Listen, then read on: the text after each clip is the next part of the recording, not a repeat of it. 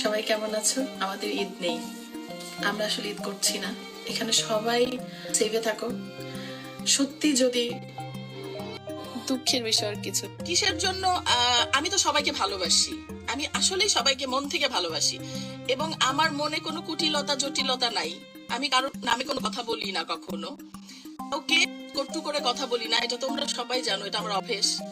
আর আমার পুরো ফ্যামিলিটাই এমন যে কাউকে নিয়ে সমালোচনা কিংবা খারাপ কথা বলা আমরা পছন্দ করি না। অনিক মাহমুদের ব্রেন স্ট্রোকের কারণে অজরে কাঁদলেন এবার চিত্রনায়িকা শাবনূর। সম্প্রতি সিডনি থেকে একটি ভিডিও বার্তা পাঠান অভিনেত্রী শাবনূর।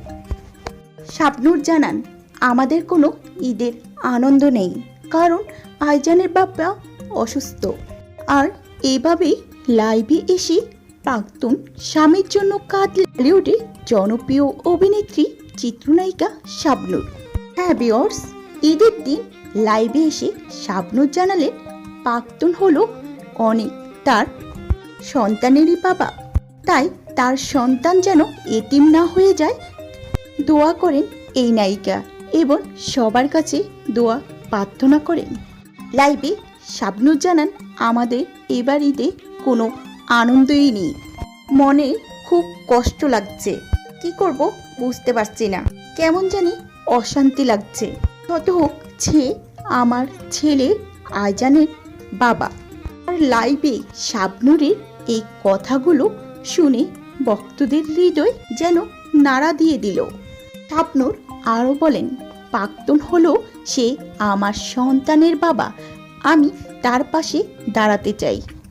আমি চাই না সে কষ্টে থাকুক বা কষ্ট পাক, শত হোক সে আইজানের বাবা।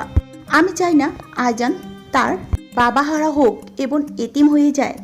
একজন মায়ের আকুতি ও এই দোয়া সোশ্যাল মিডিয়াতে মুহূর্তের মধ্যে ছড়িয়ে পড়ে। ভক্তরা তার কথা আবেগে আপ্লুত হয়ে পড়ে। অনেকে কমেন্টে দোয়া এবং তাকে সমর্থন জানাচ্ছে। ঈদ মানে আনন্দ, পরিবার আর ভালোবাসার সময়, কিন্তু সেই আনন্দ আজ যেন শেষ হয়ে গেছে শাবনূরের জীবন থেকে। তার একমাত্র চাওয়া তার সন্তানের বাবা যেন সুস্থ হয়ে আবারও ফিরে আসে। এই ঘটনা আবারও মনে করে দিতে পারে সম্পর্ক ভেঙে যেতে পারে, কিন্তু কখনো বদলায় না, বিশেষ করে সন্তানের সম্পর্ক। আর এই খবরটি শাবনূরকে জানায় শাবনূরের শাশুড়ি অনিকের মা। শাবনূরের স্বামী অনিক এবার কেয়ার হসপিটালে জীবন মরণ সন্ধিক্ষণে রয়েছেন। ভিউয়ার্স, আপনাদের কি মতামত শাবনূরের স্বামী অনিকের এই অবস্থায় নিয়ে?